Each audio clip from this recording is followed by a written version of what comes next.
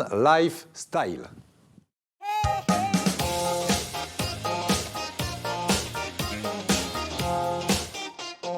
Et pour parler de ces vannes, de ces fourgons et autres camping-cars qui font de plus en plus d'émules en France et dans notre région, avec nous ce matin, Benoît Panel, bonjour. Bonjour. Alors vous êtes le fondateur de l'application et du site internet Yescapa.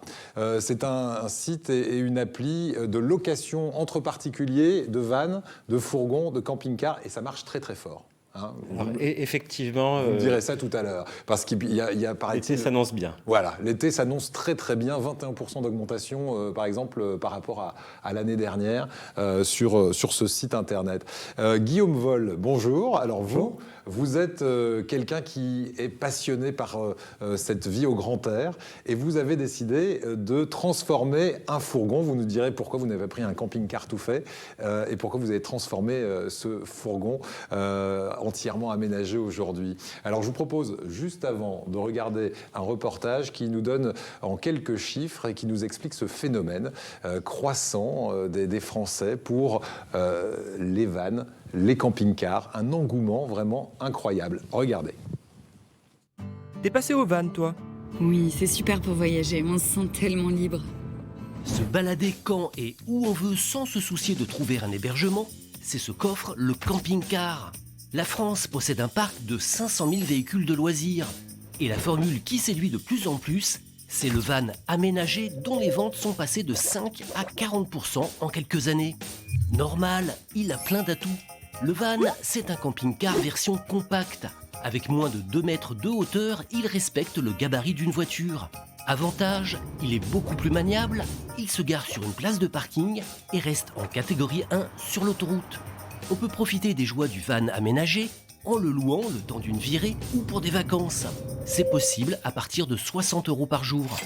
Et si vous revenez conquis, à l'achat, le van aménagé revient à environ 45 000 €. Gros atout, il sert aussi de véhicule courant. Alors pour les vacances, ouvrez les vannes. Voilà, ça c'est pour la bonne blague. Benoît Panel, fondateur donc de l'application et du site internet Yescapa. Vous me dites, ça explose. Vous avez créé un site de location entre particuliers, de camping-cars, de fourgons aménagés. On en est à combien les prévisions pour cet été, par exemple? Ce sont des prévisions très optimistes pour la location? Eh bien, écoutez, on a réalisé 40 000 locations en 2020 et le marché nous laisse imaginer qu'on pourra franchir le cap des 60 000 locations cette année. Voilà. Qu'est-ce qui peut expliquer cet engouement pour ce style de vacances? Eh bien, deux choses. Une tendance de fond qui fait qu'effectivement, le parc français est supérieur à 500 000 véhicules sur 2020. On était à moins de 250 000, donc la moitié en 2009. Donc on voit que sur 10 ans, il y a quand même une grosse émergence progressive de cette tendance de vacances. Et puis là, le confinement, le fait que les gens soient restés bloqués chez eux, l'envie de grand air. Ouais. Et également le fait que c'est un outil de liberté complet. On est le maître de ses vacances. On peut suivre le soleil ou on peut suivre la pluie si c'est ce qu'on aime. Mais en tout cas, on fait ce qu'on veut. Voilà. C'est ça qui caractérise le fait que beaucoup de gens viennent vers ce type de moment d'évasion. Cette envie de liberté. Quelle distinction on fait entre un fourgon, un van ou encore un camping-car? Ce sont vraiment trois véhicules bien différents. Et encore, si on est technicien, on va même dire qu'il y a différents types de camping-car. Ouais. Mais finalement, le camping-car, il aura plus de confort, mais il prendra plus d'espace. Ouais. Le fourgon et le van, ils vont être limités en longueur, donc plus maniables.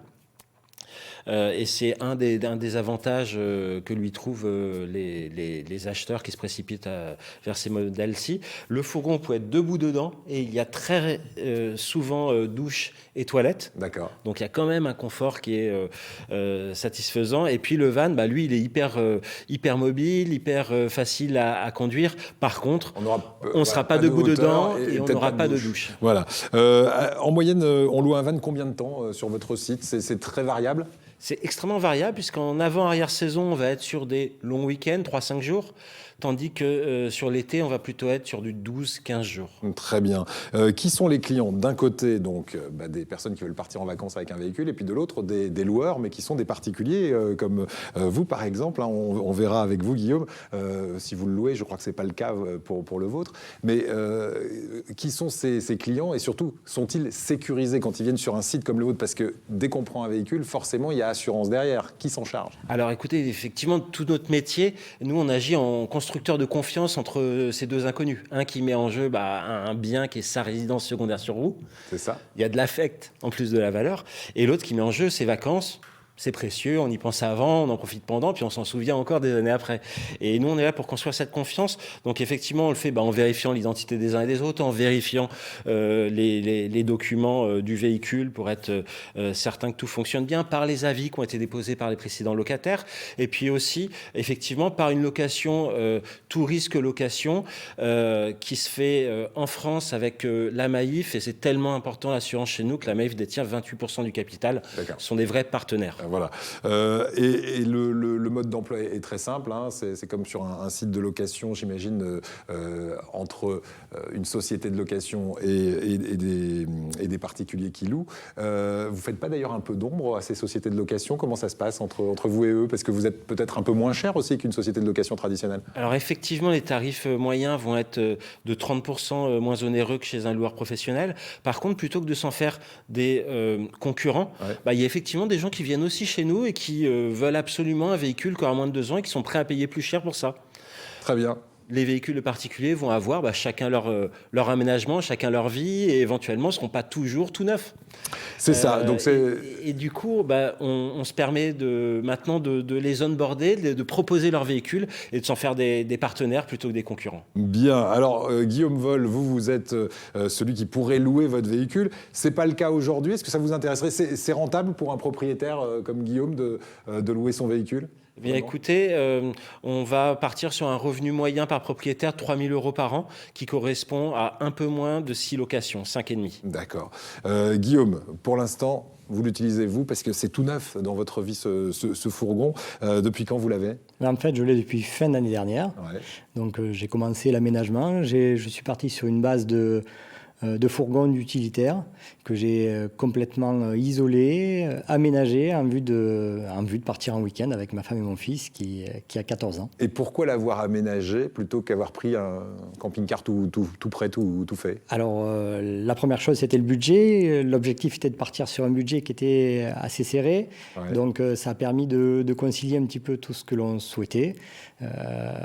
Pas y mettre trop d'argent, pouvoir avoir ce côté liberté et pouvoir organiser des week-ends à moindre frais. Et ça, c'est vraiment idéal. Alors, en préparant l'émission, vous m'avez dit, on va tester pour un premier week-end. Ça y est, c'est fait. Vous avez testé. Les impressions, c'est vraiment des vacances très différentes de vacances qu'on irait passer dans un hôtel ou même un camping? Le gros avantage que ça peut avoir, c'est qu'effectivement, quelquefois, on se trouve dans un environnement qui nous plaît, avec une vue qui est magnifique. Et on peut se permettre d'y passer la nuit et c'est vraiment super. Alors justement, la question qu'on peut se poser, c'est est-ce que c'est facile de trouver un emplacement? Est-ce que vous avez fait du camping vraiment sauvage? On n'est pas venu taper à la porte au petit matin pour vous dire « Monsieur, vous n'avez pas le droit de vous garer là » parce que c'est aussi ça peut-être pour ceux qui n'ont jamais fait ce genre de vacances, peut-être un écueil. Alors, moi, je commence petit à petit donc, à découvrir justement et à partir à l'aventure avec ma petite famille, mais jusqu'à présent, on n'a pas été dérangés. Ça s'est toujours très bien passé.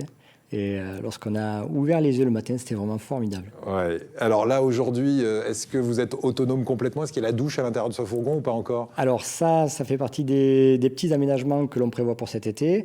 Là, on est assez fonctionnel parce qu'on a donc 3 places pour pouvoir dormir. On a l'eau. On a l'électricité, donc on a un panneau solaire qui permet en fait d'être autonome au niveau électricité. Et effectivement, les petits aménagements, ça va être les commodités et la douche que l'on a mis en place il y a très très peu de temps. Oui, dites-moi. Si je peux me permettre, peut-être Guillaume, pour élargir le choix des destinations que tu peux trouver en étant sûr que tu n'embêteras personne. Il y a des sites français, on est fort en France sur les véhicules de loisirs. Et il y a Park Fortnite, donc avec un 4, qui va te donner plein d'endroits sympathiques. Il y a France Passion, 2300 agriculteurs chez qui on peut se rendre de façon gratuite. L'idée étant de leur acheter une partie de leur production pour cuisiner ton dîner du soir.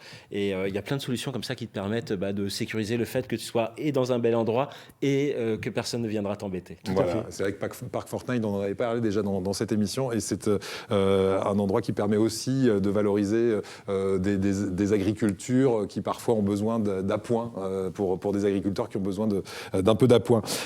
Merci beaucoup, ça réduit forcément les frais, c'est ça que je vous demanderai en dernière question. Par rapport à des vacances traditionnelles, c'est beaucoup moins cher ? C'est moins cher et surtout c'est vraiment une philosophie de vie qui est vraiment totalement différente. Voilà, et pour cet été, je sais que vous avez un projet de partir en Europe, ça va être un voyage au long cours. Oui, l'objectif, ça va être de tester justement le voyage sur plusieurs semaines, donc il n'y a plus qu'à choisir la destination. Merci beaucoup à vous, Guillaume, et merci à Benoît qui a fait le déplacement depuis Bordeaux, puisque c'est là que vous êtes installé pour nous parler de Yescapa, cette application donc de location entre particuliers. Si, comme Guillaume, vous n'avez pas la chance d'avoir votre propre véhicule de loisirs, vous pourrez en trouver un entre particuliers, notamment sur cette application. Merci à vous de nous